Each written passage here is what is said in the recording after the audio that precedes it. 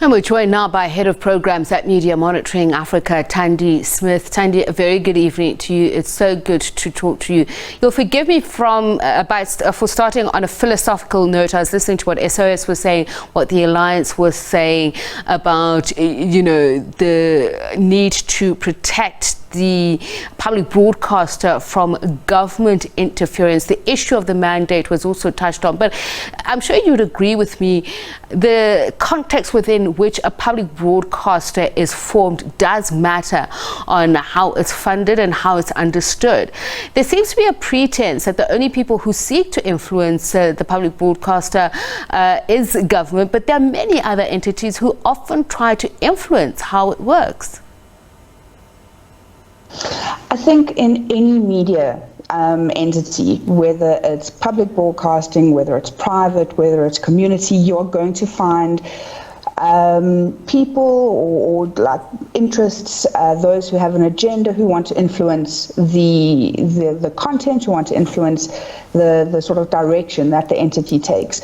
And it is up to that media entity to put in place as many safeguards as possible to limit that amount of interference. We see commercial interference taking place. And so it's not just the public broadcaster that is at risk of interference. It is every media or any media entity.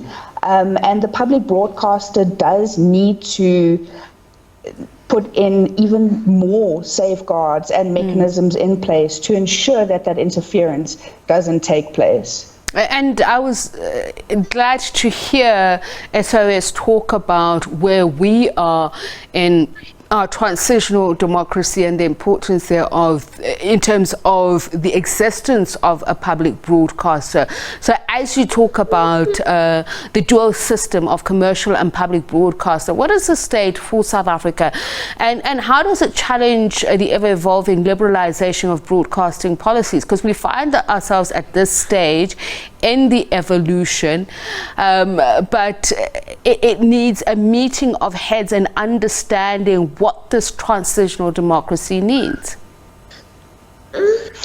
Exactly that. I think that we are sitting in a situation where we need to not only look at our public broadcasting, but our entire media system. You know, public broadcasting, just because we are finding ourselves in an interesting place in our sort of democratic process, doesn't make it any less important and any less, needed in terms of what a public broadcaster actually provides, and the mechanisms in place, and the need for a public broadcaster, that independent, credible source of news that audience can rely on, especially leading up to an elections, especially during this particular period that we find ourselves in. It's any time more than ever do we need a public broadcaster. The argument that a funding framework is obviously very different to a funding model, and we saw the Alliance draw a broad picture of what it's like, because I believe that the situation in Southern Europe is very different to Northern or Eastern Europe in terms of the funding model. So what is the state of the market for South Africa, particularly for funding large-scale broadcasting operations and the ability to maintain editorial independence? The SABC is a very large corporation. I know that, and the complexity of sourcing funding is one of the reasons why we're here. Absolutely. I think that if anyone had it absolutely figured out in terms of a workable funding model, we wouldn't be in the position that we're in. But the reality is that, we, again, in South Africa, we're in quite a unique position. But the funding model does need to be researched, and good practice models do need to be, or best practice models do need to be investigated and applied to our context. So, sorry. And so we do find ourselves in a position where, you know, what we see in this bill is that we've got 3 years of research applied to looking at funding models. Thandi, I do suspect that your child... now. Thandi, I suspect your child has a differing opinion to what you're saying right now, but you've got the platform, so let's go with you. You're the adult. So let's talk about this. As you say, the taxes, there are all kinds of fees, but the use of public funds like license fees are deemed the most appropriate. But as we've seen here in South Africa, there's been a dwindling of appetite for it. But that's more from those who can afford cable.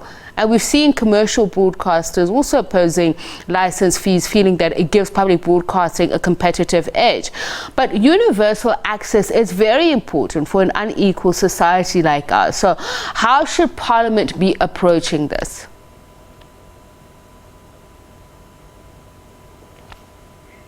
Thandi? Yes, sorry about that. So, yeah, I think, you know, we are... Sorry, I need a minute, sorry. No worries. All right, so as we're speaking to Thandi, we're talking about the completion of the white paper on audio and audiovisual media services and online content safety, also to be discussed at some point. It's currently under consideration, and when we get it back, hopefully we'll get a sense of when that will be finalized and whether further discussions on the SABC funding model will continue beyond this week. Okay, well, unfortunately, we aren't able to continue with Thandi Smith, but thank you so much for speaking to us, sharing your thoughts from Media Monitoring Africa.